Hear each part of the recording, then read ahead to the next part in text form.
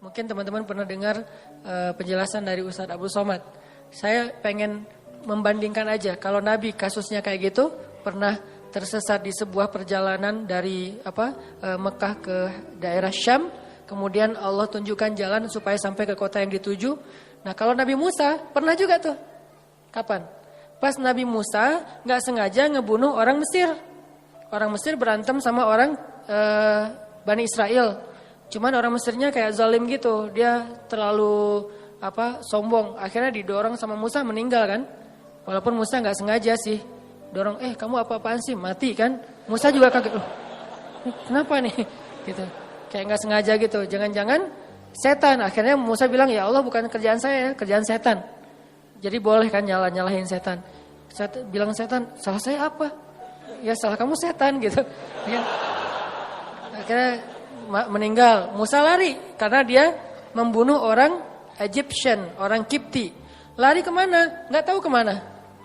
Cuman berdoa, ya Allah beri saya petunjuk dalam perjalanan ini. Jalan aja pokoknya kemana kaki melangkah deh ikutin aja tuh. Nggak ada nih lihat Google Map dulu atau mau kemana dulu bikin itinerary dulu. Kayak kita trip atau traveling yang udah jelas tujuannya. Ada travel agentnya, ada budgetingnya, udah segala macam. Enggak, pokoknya jalan aja kemana kaki melangkah ikut aja terus. Ini benar-benar dol namanya nih. Nggak tahu arah. Tapi sampainya kemana? Ke jodohnya. Ke Madian, ke Yordania, ketemu dua orang cewek, lagi ngantri mau ngasih minum ternak. Musa nanya, ma khatbukuma, ada yang bisa saya bantu? Gak ada modus-modusan. Beda dengan kita, kayak kenal ya, di mana ya? Enggak, kita gak pernah ketemu. Saya yakin saya pernah ketemu sama kamu. Di mana? Di dalam mimpi. Modus banget kan ya. Musa nggak kayak gitu. Ya udah aja, ma khatbukuma, kalian ada apa? Apa yang bisa saya bantu? Dengan bahasa yang lembut ya, pastinya kan ngomong sama cewek nih. Masa ngomong sama cewek, ma khatbukuma, kan enggak ya? Nada khatib yang membuat kesannya jadi berubah. Kan kalau khatib berubah, kalau dia nggak paham ceritanya, dia akan mengatakan ma khatbukuma. Nggak gitu Ustadz. Gimana? Ma khatbukuma, kan lagi ngomong sama cewek nih. Musa orangnya santun. Akhirnya, kami nggak bisa ngasih minum ternak soalnya harus ngantri di belakang laki-laki. Ya udah saya bantuin. Musa langsung turun ke sumur. Ketika Musa turun naik ngasih minuman ternak, dan itu ada puluhan ekor onta, ratusan ekor onta. Satu ekor onta aja minumnya udah banyak banget kan. Di situ kelihatan Musa itu kuat, gagah. Kebayangkan ngangkat air gitu. Walaupun yang tadinya dia udah jaga-jaga nggak mau kelihatan ototnya, kan kelihatan juga tuh pas ngangkat.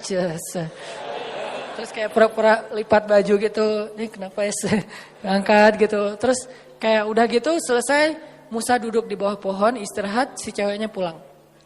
Pulang cerita ke ayahnya. Ayah, tadi kami dibantu oleh seorang laki-laki, dia baik segala macam. Kata ayahnya, ya udah undang ke rumah. Ayah pengen bilang makasih dan ngejamu dia makan. Musa di bawah pohon bilang gini, ya Allah saya lapar. Dan engkau sebaik-baik pemelihara. Ya Allah saya lapar, tapi engkau yang maha penyayang. Ngadu ke Allah. Lapar bilang ke Allah. Mau ikhtiar gimana di negeri orang gak tahu di mana tempat makan. Dan gak bawa uang juga. Ya Allah saya lapar, engkau sebaik-baik penolong, pemelihara, pengasih, penyayang. Tiba-tiba cewek itu datang. Tamshi ala istihya, berjalan malu-malu. Gimana jalan malu-malu? Aduh gimana ya ngomongnya ya. Kalau bahasa kita mah ya, aduh malu mau ngomong. Tapi kan ini amanah dari ayah. Kalau kita mah pura-pura malu. Kalau ini benar-benar malu-malu. Tamshi alas ya. Gimana ya caranya ya? Aduh gimana ya? Atau gimana ya? Terus maju lagi, nggak jadi lagi mundur. Maju lagi, nggak lagi mundur lagi. Nggak pakai cantik. Maju mundur aja. Sampai akhirnya datang, Mas kalau bahasa kita nih, Mang, A gitu ya. Ayah saya ngundang AA di rumah mau ngucapin terima kasih. Oh ya, hayu jalan aja. Hayu nggak tahu bahasa Arabnya hayu apa. Jalan sampai ke rumah, ayahnya ngasih makan, ngobrol. Kamu dari mana nak? Saya dari Mesir. Oh ya, negerinya Firaun. Ya, saya pelarian dari Firaun. Emang ada cerita apa? Kisahin, kamu orang baik, tinggallah di sini. Ya, makasih Pak. Setelah itu si bapak itu ke belakang kan. Ternyata si anaknya yang perempuan ngedengar pembicaraan mereka. Lalu ayahnya nanya, nak, laki-laki itu, bukan ayahnya, si ceweknya yang ngomong, ayah, Kan ayah nggak punya pekerja yang bisa mengurus ternak, pekerjakan dia di rumah kita karena dia qawiyun amin, laki-laki yang kuat dan baik, amanah, baik. Ayahnya langsung ngeh, oh anak saya berarti ada hati nih buat laki-laki itu. Kok bisa gitu sih ayahnya kayak kegeeran gitu kan ya? Karena si cewek ini nggak pernah komen tentang cowok sama sekali dalam hidupnya. Sekali-kali dia komen cowok berarti ada sesuatu nih. Kalau sekarang udah nggak lagi kebaca sama ayahnya karena kita udah biasa komen. Kamu lucu deh, kamu apa. Jadi kayak sering komen jadinya biasa aja kan. Karena dia nggak pernah komen tentang cowok. Sekali-kalinya ada postingan cowok dia komen, itu sesuatu banget kan. Sekali-kalinya ada postingan cowok dia nge-like, sesuatu banget. Karena nggak pernah dia kayak gitu. Kalau kita periksa di list kontak handphonenya, itu nggak ada nama laki-laki itu. Cewek semuanya, terjaga banget. Sehingga sekali-kali dia bilang, ayah, pekerjakan dia di rumah karena dia laki-laki yang baik dan kuat. Ayahnya langsung nangkep. Oh, anak saya berarti tenang dengan laki-laki itu. Musa, maukah kamu menikahi putriku? Dengan mahar sekian. Musa mengiyakan, menikahlah mereka. Alam yajidka yatiman fa'awa. Dikasih keluarga baru di Madian. Sebagaimana saya dikasih keluarga angkat dulu ketika di Mesir. Dan kemudian di Bandung. Kemudian seterusnya. Allah mudahin. Alam yajidka yatiman fa'awa. Saya seorang perantau. Walaupun saya ngerasa kayaknya Bandung ini adalah akhir dari perjalanan saya. Udah gak mau pindah lagi ya. Pokoknya udah love banget lah dengan kota Bandung ya. Hashtag. Jadi karena ngerasa kayaknya nih negeri saya yang ketiga. Aceh, Kairo, Bandung. Udah aja selesai. Udah gak mau pindah lagi karena udah nyaman. Tapi saya ngerasa dulu ke Kairo sendiri, kemudian ke Bandung gak kenal siapa-siapa. Selalu kasusnya alam yajidka yatiman fa'awa, yatiman fa'awa, yatiman fa'awa. Itu berulang kali loh teman-teman. Pasti teman-teman juga ngalamin. Itu bukti ma wadda'aka rabbuka wa ma qala. Apalagi nanti kalau ngomong Ibrahim, pas beliau diusir oleh ayahnya dari Irak ke Palestina. Bukankah itu juga terlunta-lunta, terkantung-kantung? Dolan, agna, wajadaka ail. Jadi udah yatim, dol, ail. Udah gak punya siapa-siapa, bingung juga mau kemana, lapar gak punya apa-apa. Tapi kemudian fa'awa, fahada, fa'agna. Sehingga Ibrahim yang tadinya seorang dalam keadaan yang tidak tahu apa-apa datang ke Palestina. Sampai di Palestina Ibrahim menjadi orang paling kaya di Palestina. Apa ukuran kekayaan Ibrahim di Palestina? Ukuran kekayaan Ibrahim di Palestina, setiap malam Ibrahim menyembelih 100 ekor onta untuk para tamu. 100 ekor onta. Satu ekor onta harganya sebutlah 50 juta kali 100. Satu malam dia ngeluarin uang 5 miliar ya? 5 miliar benar? 5 miliar setiap hari loh teman-teman. Ada gak di antara kita yang ngeluarin uang 5 miliar setiap hari buat tamu? Sehingga bisa dibilang Ibrahim itu bapak perhotelan dalam sejarah manusia. Dia yang pertama bikin konsep hotel. Hotel gratis tapi. Buat siapa? Visitornya siapa? Orang-orang yang mau berziarah ke Masjid Aqsa. Ibrahim yang menjamu mereka. Ngasih hotel dengan kualitas bintang 5. Terus juga buffetnya itu udah free flow. Setiap saat mereka bisa makan. Dan satu hari minimal 100 ekor onta. Itulah kekayaan Ibrahim. Dan itu berarti Ibrahim menjamu sekian ribu tamu setiap hari. Dan ini manajemennya gak gampang loh. Pasti ada suppliernya, pasti memberdayakan bisnis-bisnis lokalnya. Jadi Ibrahim itu benar-benar bisa memberdayakan warga Palestina. Semuanya jadi sejahtera dengan kerjaan perhotelannya di Masjid Aqsa. Gratis semuanya. Ibrahim yang bayarin. Sekaya itu Ibrahim teman-teman. Padahal datangnya gak punya apa-apa. Fa'aghna, Allah yang mengkayakan Ibrahim. Semua cerita para anbiya itu sebetulnya bisa dikaitkan dengan alam yajidka yatiman fa'awa, wa wajadaka dhallan fahada, wa wajadaka ailan fa'aghna. Apalagi Adam, lebih yatim lagi kan? Jatuh dari langit, gak punya siapa-siapa. Satu-satunya yang dia punya itu juga gak tahu di mana. Kekasihnya Hawa. Bagaimana caranya? Allah yang menunjukkan mereka sehingga ketemu setelah sekian tahun. Mencari, akhirnya ketemu juga. Nah ini artinya teman-teman, ma wadda'aka rabbuka wa ma qala. Part ketiga yang akan kita tuntaskan malam ini, fa ammal yatim fala taqhar wa ammas sa'ila fala tanhar wa amma bi ni'mati rabbika fahaddis. Kalimat 3 ayat terakhir ini itu kayak nerusin 3 ayat sebelumnya. Alam yajidaka yatiman fa'awa fa'ammal yatima fala taqhar. Wa wajadaka dhallan fahada wa ammas sa'ila fala tanhar. Wa wajadaka 'ailan fa'aghna wa amma bi ni'mati rabbika fahadits. Jadi kayak pasangan-pasangan ayat. Bukankah Allah mendapatimu dalam keadaan yatim, lalu Allah kasih kamu keluarga? Makanya kalau ketemu anak yatim, jangan kamu bersikap semena-mena kepada mereka. Karena Allah juga mendapatimu yatim, wahai Muhammad. Sehingga Nabi Muhammad sayang banget sama anak yatim. Dan sangat dekat kepada orang yang sayang kepada anak yatim. Sehingga Nabi mengatakan, orang yang mencintai anak yatim nanti di akhirat bersamaku itu seperti jari telunjuk dengan jari tengah ini. Dekat banget. Jadi kita bakal punya rumah bersebelahan, satu klaster sama rumah Nabi. Kan seru banget ya. Punya rumah satu klaster sama rumah Nabi. Dan klaster itu klaster terbaik di surga. Yang satu butir debunya lebih mahal daripada dunia dan seisinya. Bukan 1 meter tanahnya. 1 butir debunya lebih mahal daripada dunia dan seisinya. Enggak ada lagi klaster wilayah tanah yang lebih baik daripada klasternya Nabi nanti di surga. Dan siapa yang sayang kepada anak yatim, yang sangat peduli kepada anak yatim di sini usia sebelum dia mampu berusaha. Kalau 25 tahun terus dia jomblo gitu, terus dia kayak gitu, itu modus ya. Ustadz, dia tuh masih yatim loh. Ayahnya udah meninggal sekian tahun. Jadi saya kayak fa'awa gitu Ustadz. Ya boleh lah ya. Yang penting niatnya baik. Jadi siapa yang sayang sama anak yatim, nanti dia akan disediakan rumah satu klaster dengan Rasulullah SAW. Jadi dia kayak bertetanggaan gitu sama Nabi SAW. Ketemu sama Nabi, duduknya di sebelah Nabi. Ketemu sama Nabi, duduknya satu majelis sama Nabi. Ini fa'ammal yatima fala taqhar. Jangan semena-mena sama anak yatim. Dulu di zaman Nabi ada cerita seorang sahabat namanya Abu Lubabah. Abu Lubabah ini punya pohon korma di sebelah rumah anak yatim. Tapi dia gak rela gitu kalau kormanya dimakan sama anak yatim. Korma yang udah jatuh. Sehingga satu hari anak yatim lagi makan korma jatuh. Dari mulutnya diambil sama Abu Lubabah. Ini bukan punya kamu, ini punya saya. Dilaporin ke Rasulullah. Terus Rasulullah nawarin, ya Abu Lubabah, kamu mau gak punya kebun di surga yang pohon kormanya kamu berjalan di bawah naungannya 100 tahun belum keluar dari dahannya. Saking gedenya pohon korma di surga. Mau gak kayak gitu Abu Lubabah? Mau ya Rasul, caranya gimana? Wakafkanlah pohon kormamu untuk anak yatim. Gimana ya Rasul, itu pohon korma kesayangan saya banget.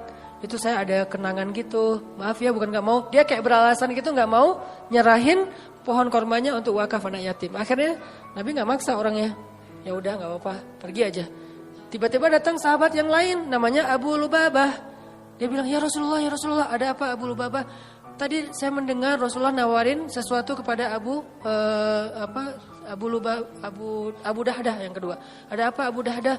Saya tadi dengar Nabi nawarin sesuatu ke Abu Lubabah, tapi dia nolak. Ya, emang kenapa? Kalau saya ngambil itu boleh nggak ya Rasulullah? Boleh, siapapun, kebaikan itu untuk siapa aja. Ya udah, tunggu ya Rasulullah. Langsung dia pergi ngejar Abu Lubabah. Ya Abu Lubabah, ya Abu Lubabah. Abu Lubabah nungguin. Ya Abu Dahdah, ada apa? Kamu tahu kan kebun kurma saya di Madinah? Siapa yang tidak tahu kebun kurma milik Abu Dahdah? Satu kebun kurma ada 600 pohon kurma. Mata air sendiri, ada vilanya, luas banget kebunnya. Dan kebun itu paling subur. Yang lain panen setahun 2 kali, yang ini 3 kali setahun. 4 bulan sekali panen. Teman-teman kalau mau berhitung, satu pohon kurma sekali panen itu lebih dari 100 kilo. Satu pohon. Satu dahannya aja udah berapa puluh kilo kan? Itu satu pohon lebih dari, sebutlah yang paling kecil 100 kilo. 1 kilo harganya 500 ribu. 500 kali 100. Capek. Itu satu pohon. Dan Abu Dahdah punya 600 pohon. Jadi sekali dia panen korma, itu puluhan M loh keuntungannya. Sekali panen. Dalam setahun dia panen 3 kali. Ratusan M dalam setahun. Kata Abu Dahdah, wahai Abu Lubabah, kamu tahu kan kebun kurma saya? Tahu, siapa yang gak tahu kebun kurma Abu Dahdah terkenal di Madinah. Mau gak kita barter? Kamu kasih pohon kurma kamu yang di pojok rumah anak yatim ke saya kasih kebun saya ke kamu. Bukan pohon, kebun. Kata Abu Lubabah, yang benar, kamu gak lucu deh ininya, bercandanya. Nah ini mah dialog dari saya.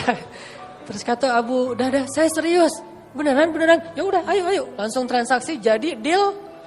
Mereka kemudian pergi ke rumah anak yatim. Wahai anak yatim, kata Abu Dahdah, mulai sekarang pohon ini Bapak wakafin buat kalian. Makanlah sesuka kalian dari korma yang ada di pohon ini.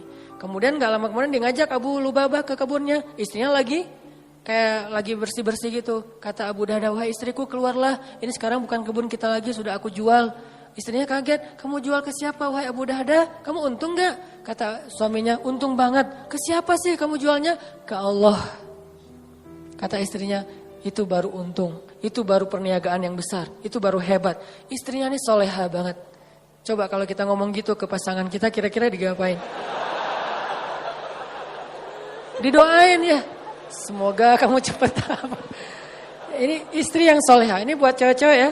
Kadang-kadang suami itu kalau lagi semangat, kadang-kadang kan nggak mikir ya. Kasih aja.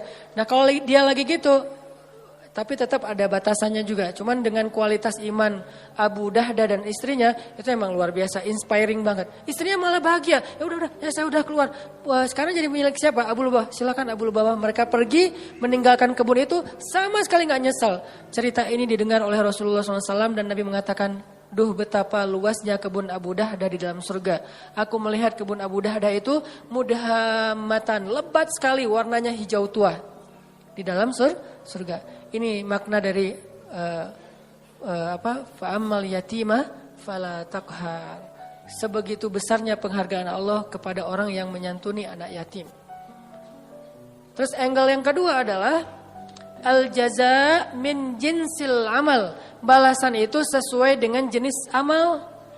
Jadi kalau dia pengen dapat fa'awah, alam yajidka yatiman fa'awah, pengen dapat itu, maka caranya fa'ammal yatimah fala taqhar. Siapa yang menyantuni anak yatim, Allah santuni. Siapa yang menaungi anak yatim, Allah naungi. Siapa yang meringankan hajat anak yatim, Allah ringankan hajatnya. Al jaza min jinsil amal, itu berlaku di surat Ad-Duha. Jadi itu bukan kaidah fikih akal-akalannya ulama. Karena ulama ketika membuat sebuah rumusan fikih atau persepsi fikih, itu berlandaskan pemahaman mereka terhadap ayat dan hadis kan. Ayatnya salah satunya, fa'ammal yatim fala taqhar. Hasilnya, alam yajidka yatiman fa'awa. Wa ammas sa'il fala tanhar. Kalau ada orang yang nanya, karena ada dua tafsir nih. Ada yang bilang sa'il di sini orang yang meminta pertolongan, ada yang bilang sa'il di sini orang yang nanya jalan. Kalau ada yang nanya jalan ke kamu, lalu kamu menunjukkan jalannya, maka Allah juga akan wa wajadaka dhallan fahada. Makin sering kita ngebantu orang untuk menemukan jalan, makin sering kita dengerin curhat teman kita, makin sayang Allah untuk dengerin curhat kita. Maka sabarlah mendengar curhat temannya. Walaupun kadang-kadang emang capek sih, tapi sabarlah. Latihlah mendengar curhat teman, sehingga kita jadi seorang suami yang mau mendengar curhat istri. Nanti ketika kita udah nikah, Neng mau cerita, apa? Kayak semangat gitu kan ya.